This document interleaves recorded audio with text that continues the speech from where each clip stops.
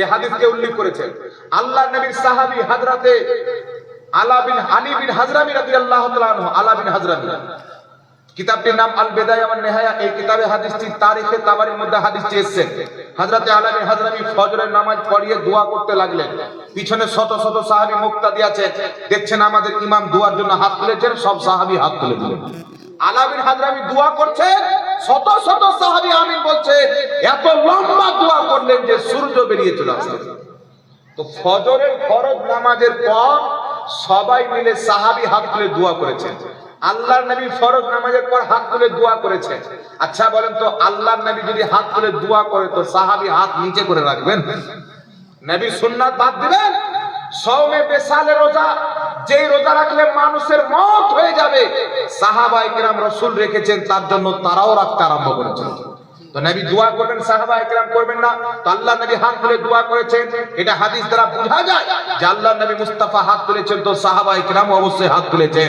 আলা বিন হাজরামি নবীর সাহাবী, সব সাহাবীকে সম্মিলিতভাবে ফরজ নামাজের পর হাত তুলে দোয়া করেছে।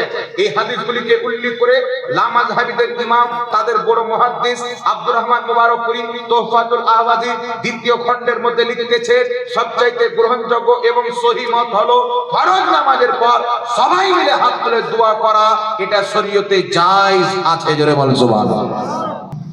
আরেকটা কথা আপনাকে বলি বাবা, নামাজ যখন শেষ হয়ে যায়, আচ্ছা নামাজ যখন শেষ হয়ে যায় তো নামাজের পরে আমরা দোয়া করি।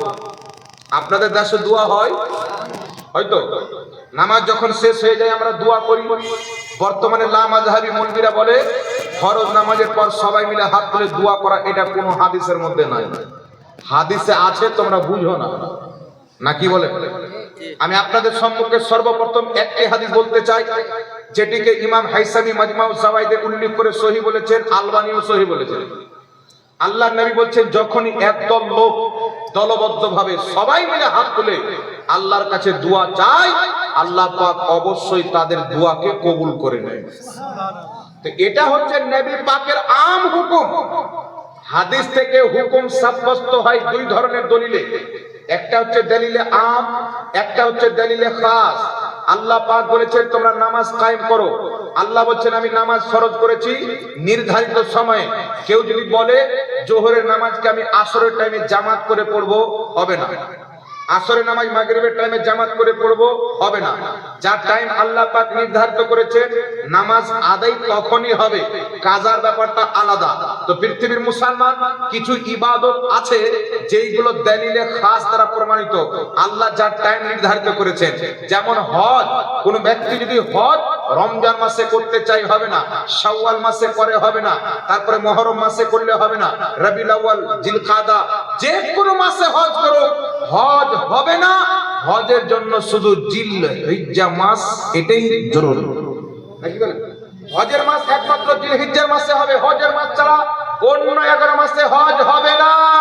কিন্তু উমরা 12 মাস হবে, ঠিক না বেঠিক? উমরা 12 মাস হবে। আল্লাহর নবী বলছেন তোমরা সাদকা করো, দান করো। এখন আপনি এই জালসাতে 500 টাকা দান করলেন, যদি কোনো ব্যক্তি বলে জালসাতে 500 টাকা দান করো, এটা কোন হাদিসে আছে? ও মূর্খ কি মূর্খ নয়? আল্লাহর নবী বলেছেন ভালো রাস্তায় দান করো। জালসা করা ভালো কাজ, দান করেন, এই হাদিস দ্বারা জায়েজ। মাদ্রাসা করা ভালো কাজ, এই হাদিস দ্বারা জায়েজ। আর কেউ যদি বলে আল্লাহর নবী বলেছেন মাদ্রাসাতে দান করো, এই রকম একটি হাদিস দাও, পৃথিবীর কোন কিতাবে হাদিস পাবে না। জালসাতে টাকা দান করো, হাদিস কোন কিতাবে পাবেন না। নবীর যুগে এরকম চান্দা উঠা জালসাই হতো না, জালসাই হতো না। মসজিদের মিনারে টাকা দান করো, কোন হাদিসে পাবেন না। নবীর জামানায় মসজিদের মিনার ছিল না। পাংখা দান করো, এসিতে দান করো, এসিতে, কোন নবী পাকের যুগে, সাহাবীর যুগে কোথাও এটা ছিল না। তাহলে এইগুলো কি হারাম হয়ে যাবে? বলবে এইগুলো তো ভালো কাজ, নবী পাক বলেছেন ভালো কাজে দান করো। তো আল্লাহর নবী বলেছেন যখনই সবাই মিলে একত্রিত হয়ে হাত তুলে দোয়া করে, আল্লাহ তাদের দোয়া অবশ্যই কবুল করে। আর নবী পাক এটাও বলেছেন ফরজ নামাজের পর দোয়া কবুল হয়। সুতরাং ফরজ নামাজের সবাই মিলে একত্রিত হয়ে যদি দোয়া করে, এই হাদিস দ্বারা জায়েজ প্রমাণ হবে। এর আসল ভিত্তি শরীয়তে আছে, তাই এটাকে বিদআত বলা মূর্খদের তরিকা, কোন শিক্ষিত ব্যক্তির তরিকা হতে পারে। আর এটা স্বীকার করেছে লামাযহাবীদের ইমাম আব্দুর রহমান মুবারকপুরি তোহফাতুল আহওয়াজের দ্বিতীয় খণ্ডের মধ্যে সে হাদিস উল্লেখ করে ইস্তেমবাদ করেছেন, 4টি থেকে 5টি হাদিস উল্লেখ করেছেন। আল্লাহর নবী বুখারী শরীফের হাদিস দৃষ্টির জন্য সবাইকে নিয়ে সম্মিলিতভাবে জুমার দিনে দোয়া করেছেন, বৃষ্টি চাওয়ার জন্য এই হাদিসকে উল্লেখ করেছেন। আল্লাহর নবী তাফসীরে ইবনে আবি হাতিমের হাদিস, রাসূলের পাক ফরজ নামাজের পর সালাম ফিরিয়ে মুস্তাকবিলাল কিবলা কাবার দিকে মুখ করে রাফায়ে দেয় দুইখানা হাত উত্তোলন করে দোয়া করেছেন, এই হাদিসকে উল্লেখ করেছেন। আল্লাহর নবীর সাহাবী হযরতে আলা বিন হানি বিন হাজরামি রাদিয়াল্লাহু তাআলা আনহু, আলা বিন হাজরামি, কিতাবটির নাম আল বিদায়া ওয়ান নিহায়া। এই কিতাবে হাদিসটি তারিখে তাবারির মধ্যে হাদিসটি এসেছে। হযরতে আলা বিন হাজরামি ফজরের নামাজ পড়িয়ে দোয়া করতে লাগলেন। পিছনে শত শত সাহাবী মুক্তাদি আছেন, দেখছেন আমাদের ইমাম দোয়ার জন্য হাত তুলেছেন, সব সাহাবী হাত তুলে দিলেন। আলা বিন হাজরামি দোয়া করছেন, শত শত সাহাবী আমিন বলছে, এত লম্বা দোয়া করলেন যে সূর্য বেরিয়ে চলে আসছে। তো ফজরের ফরজ নামাজের পর সবাই মিলে সাহাবী হাত তুলে দোয়া করেছেন। আল্লাহর নবী ফরজ নামাজের পর হাত তুলে দোয়া করেছে। আচ্ছা বলেন তো, আল্লাহর নবী যদি হাত তুলে দোয়া করে তো সাহাবী হাত নিচে করে রাখবেন? নবীর সুন্নাত বাদ দিবেন? সওমে বেসালে রোজা, যেই রোজা রাখলে মানুষের মওত হয়ে যাবে, সাহাবায়ে কেরাম রাসূল রেখেছেন, তার জন্য তারাও রাখতে আরম্ভ করেছেন। তো নবী দোয়া করবেন, সাহাবায়ে কেরাম করবেন না? তো আল্লাহ নবী হাত তুলে দোয়া করেছেন, এটা হাদিস দ্বারা বোঝা যায় যে আল্লাহ নবী মুস্তাফা হাত তুলেছেন, তো সাহাবায়ে কেরাম অবশ্যই হাত তুলেছেন। আলা বিন হাজরামি নবীর সাহাবী, সব সাহাবীকে সম্মিলিতভাবে ফরজ নামাজের পর হাত তুলে দোয়া করেছে।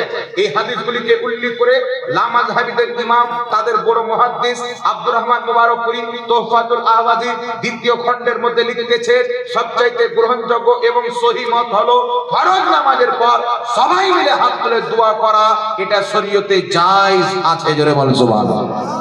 তাদের ইমাম লিখছে যায়, আর আজকের মূর্খ চাপাটা বেরিয়েছেন, এরা বলছে না যায়।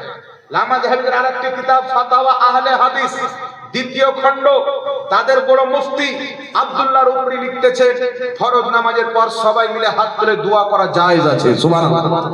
লামাযহাবীদের আরেকটি কিতাব ফাতাওয়া নাজিরিয়ার মধ্যে লেখা আছে, ফরজ নামাজের পরে হাত তুলে দোয়া করা যায়।